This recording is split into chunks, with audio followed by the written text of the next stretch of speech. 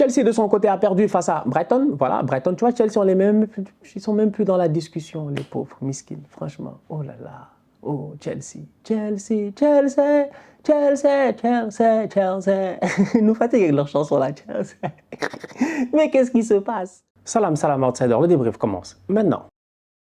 Liverpool l'emporte aujourd'hui 6-1 face à Leeds à l'extérieur. Franchement, une très belle victoire de la part des Reds de Jürgen Klopp. En toute honnêteté, ils se sont gérés. Entre vous et moi, ils se sont gérés. Mais ça a pris du temps dans le match avant qu'ils se gèrent. Tout simplement parce que tactiquement, ça se voit que Klopp est en train de tenter quelque chose. Il est en train d'essayer. Il est en train de cuisiner. Parce qu'il sait très bien que cette année, ce qu'il a fait, c'est pas du tout sérieux. On ne s'attendait pas à cela. Là où est Liverpool, c'est pas une place décente. Liverpool n'a absolument rien à faire là-bas, vu les prestations qu'ils ont eues à nous donner ces dernières années. Je vous rappelle quand même qu'un Manchester City qui gagne le championnat en marchant sur tout le monde, il n'y a eu que Liverpool qui a réussi à essayer de les concurrencer durant ces dernières années. Donc du coup, je m'attends quand même à ce que Jürgen Klopp réussisse à se relever, à se dépoussiérer et à aller de l'avant. Aujourd'hui, certes, ils sont dans la poussière, mais ce n'est pas une raison pour rester là-bas. La vérité d'hier ne sera pas celle de demain. Donc du coup, je me rends compte que ce Liverpool-là face à Leeds aujourd'hui, à l'extérieur, ils ont fait preuve d'audace. J'ai aimé cela.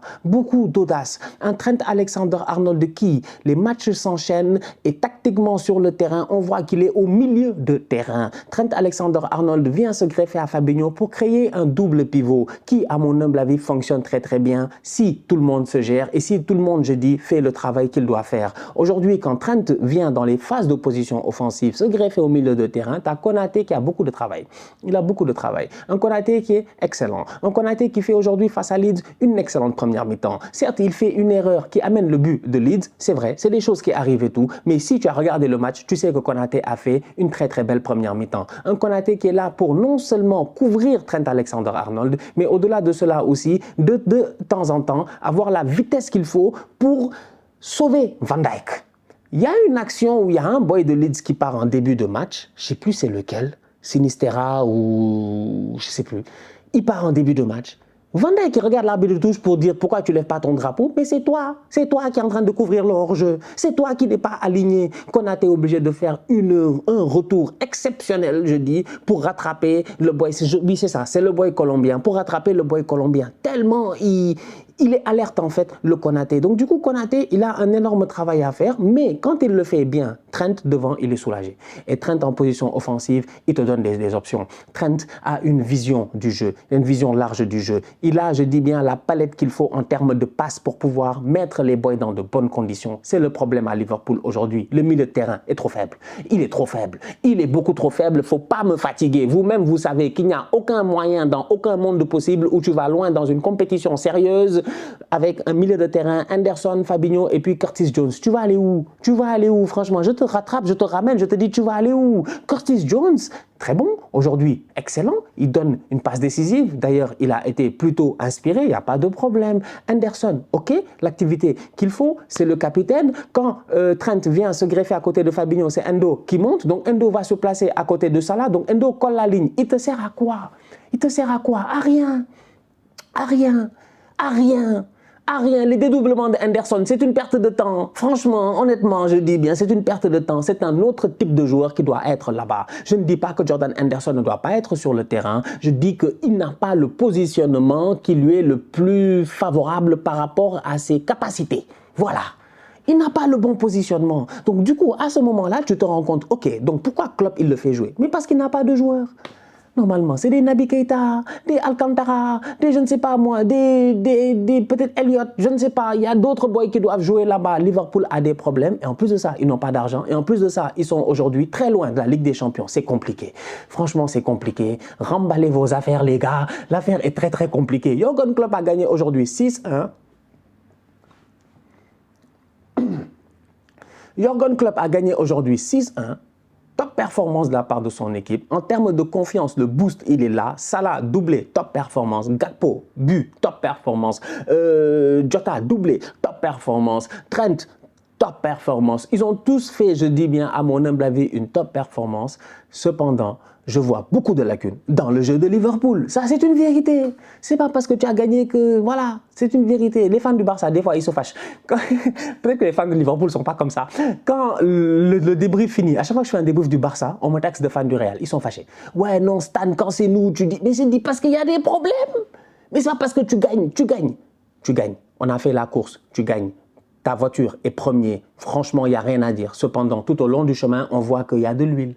On se dit, ah, peut-être que le moteur, il a un trou. Mais c'est la question que je me pose. Donc, si le moteur, il a un trou, même si tu as gagné le Grand Prix, il faut bien que je te dise, attention, peut-être que le prochain Grand Prix, il faudra checker le moteur parce que sur le chemin, j'ai vu qu'il y a de l'huile. Toi, tu vas me dire quoi? Je m'en fous. Tu es un aigri. Tu me dis ça parce que j'ai gagné. Mais non, ça ne marche pas comme ça dans la vie. Les gars, il y a des problèmes. Mais il y a des problèmes. Quand même. C'est la même chose à Liverpool. Le milieu de terrain n'est pas bon, c'est insuffisant. Et donc, du coup, tu te dis, OK, devant, même si tous les autres, ils reviennent, effectivement, Luis Diaz, Nunez, tout ça, d'ailleurs, il a marqué Darwin, c'est bien. Même si eux tous, je dis bien, ils reviennent au top de leur forme, tu as beaucoup d'options offensives, mais au milieu de terrain, tu as un problème. Tu n'es pas qualifié en Ligue des Champions, tu ne peux pas acheter Bellingham. Tu fais comment? Ils ne peuvent pas acheter Bellingham. Ils font comment? Ils sont obligés, normalement, je pense, l'année prochaine, de faire monter Trent au milieu de terrain. Klopp n'a pas le choix. Klopp, il est temps. Il est de faire monter Trent Alexander-Arnold au milieu de terrain. Je veux mon double pivot, Trent Alexander-Arnold, quelqu'un d'autre. On va le traiter de tocard quand il déconnera, mais je suis convaincu qu'il t'apportera beaucoup plus que s'il est dans cette position de latéral. Donc bref, aujourd'hui, Liverpool gagne 6-1. Comme je dis, top performance de leur part. Cependant, durant le match, en début de rencontre surtout, avant qu'ils commencent à dérouler, parce que Leeds, ils n'ont pas l'intensité qu'il faut. Eux, on dirait qu'ils ne se battent pas pour la relégation. Après 15 minutes, 20 minutes, ils étaient fatigués. C'est des matchs de football, il y a des trucs qui ne mentent pas. J'étais Sinistera, il a fait une accélération, deux, à un moment donné, il est parti, je ne sais pas qui l'a rattrapé, il était fatigué. J'ai dit, mais fais ton repli s'il te plaît. On était à la 25e minute. J'ai dit, fais un repli. Il était fatigué, il a marché. Il a marché. Mais évidemment, il y a un surnom. Il y a Anderson, il est là-bas, il y a Salah, il est là-bas, il y a Trent, il est venu ici. Mais tu es foutu. C'est bien, je dis Leeds aujourd'hui, le 6-1, là, moi, ça ne m'étonne pas. Hein. Franchement, ça ne m'étonne absolument pas. Leur 4-4-2, là, ils ont essayé de défendre et tout, mais le pressing n'était pas là. Et d'ailleurs, s'ils avaient bien pressé Liverpool en début de rencontre, je pense qu'ils auraient pu s'en sortir.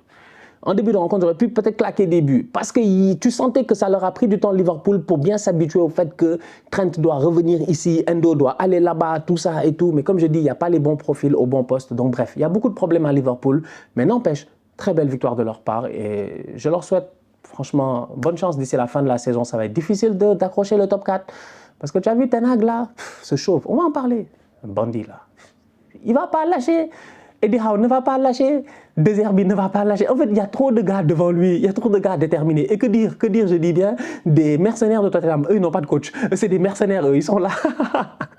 Ils attendent de se qualifier en Ligue des Champions. Donc, ça promet, ça va être dur pour Liverpool, mais bonne chance. Manchester United l'emporte 2-0 face à Nottingham Forest. Et Man United est tranquille. Ils sont posés, je dis bien, à la 3e place. Et ils ne veulent pas lâcher. Ils ne vont pas lâcher. Aujourd'hui, c'est une équipe quand même qui, à mon humble avis, à l'image de son coach, ils sont déterminés. Ça, on ne peut pas le leur enlever. Ils sont tenaces. Ten Hag, tu sens qu'il est tenace. Ten Hag, tu dis, lâche-moi, il ne va pas lâcher. Ten Hag, recule, il ne va pas reculer. Ten Hag, dégage, il ne va pas dégager. Ten Hag a dit, lui, en fait, il est là, il va se battre jusqu'à la fin. Et il a raison. Pourquoi? Parce que ce week-end, United, ah ben ouais, tu sentais réellement que c'était le retour, je dis bien, des automatismes du début de saison. Et quand je parle d'automatisme du début de saison, je dis bien du double pivot qui, à un moment donné, nous a permis de voir que Manchester United serait capable au courant de la saison de faire la saison qu'ils font en ce moment, c'est-à-dire d'être là dans la bataille du top 4, même s'ils ont un nouveau coach et tout, même s'il y a eu le départ de Cristiano Ronaldo. Il y a eu deux joueurs qui, en début de saison, étaient, je dis bien, trop solides ensemble. Ils étaient de retour, Casemiro, Eriksen, top performance de leur part.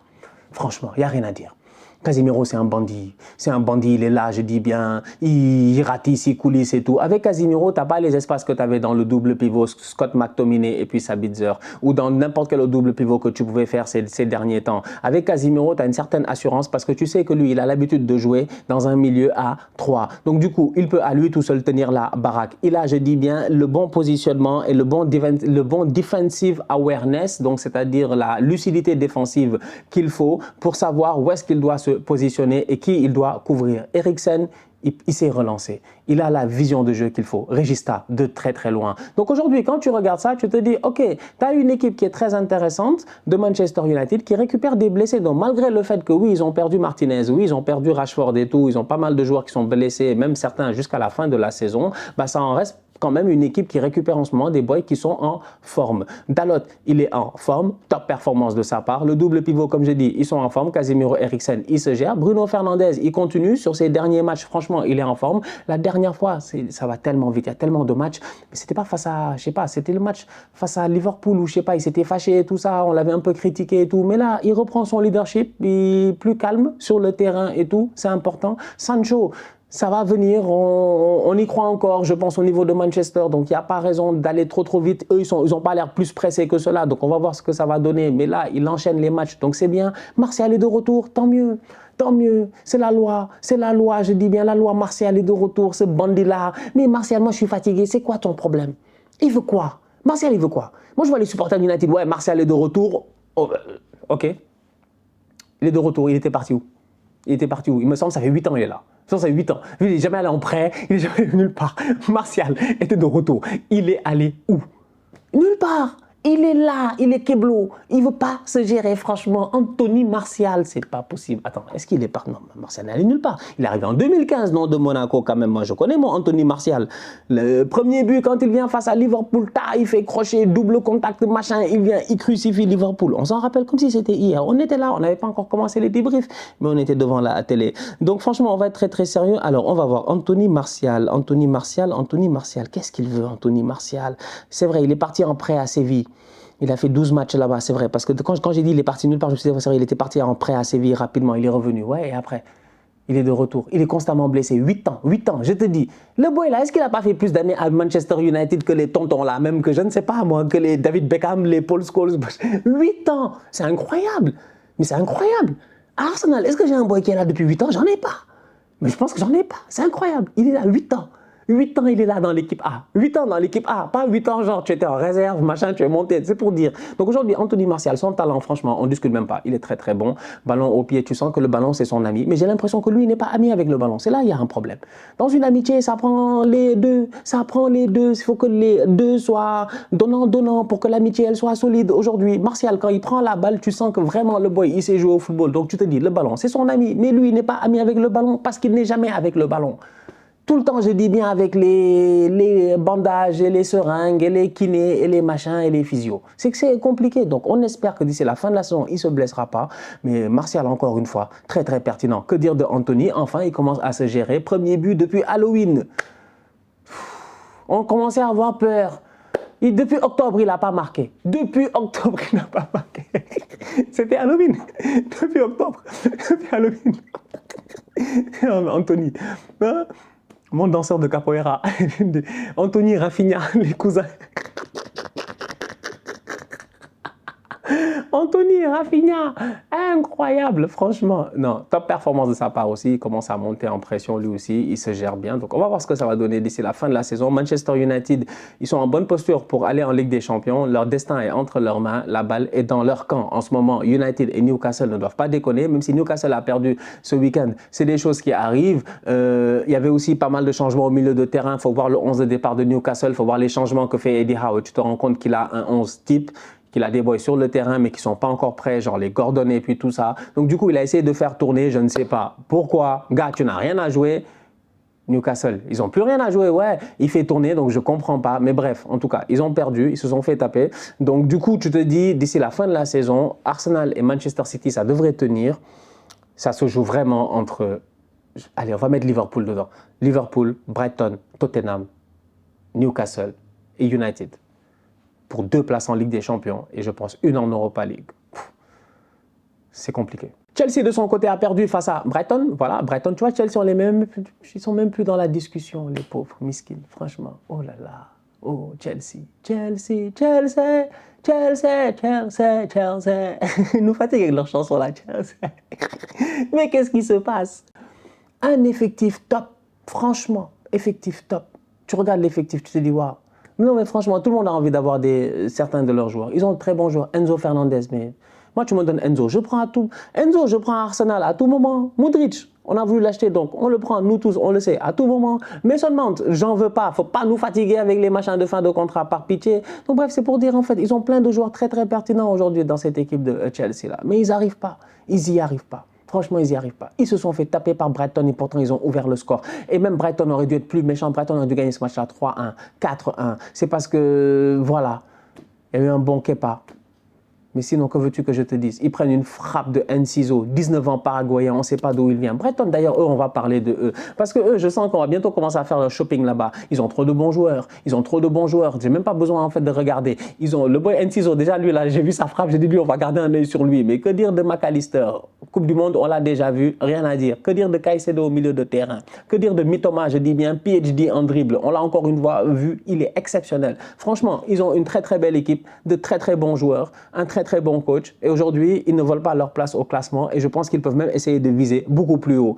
Et c'est incroyable avec l'effectif qu'ils ont. Quand tu regardes l'effectif de Chelsea en face, tu te dis, mais attends, tu vois, ils ont trop de bons joueurs, trop de top players en fait au niveau de Chelsea. Il ne faut pas enlever ça, c'est des très très bons joueurs. Fofana, quand il était à Leicester et qu'il est arrivé, je dis bien de où, Saint-Etienne ou un truc comme ça, je me rappelle, il est arrivé à Leicester, premier, deuxième, troisième match, les gars ont dit non, le boy là, il est pertinent, il faut garder un œil sur lui. C'est parce qu'il s'est blessé, mais sinon Fofana quand même, c'est un très très bon prospect. Badiachil, c'est un très très bon prospect.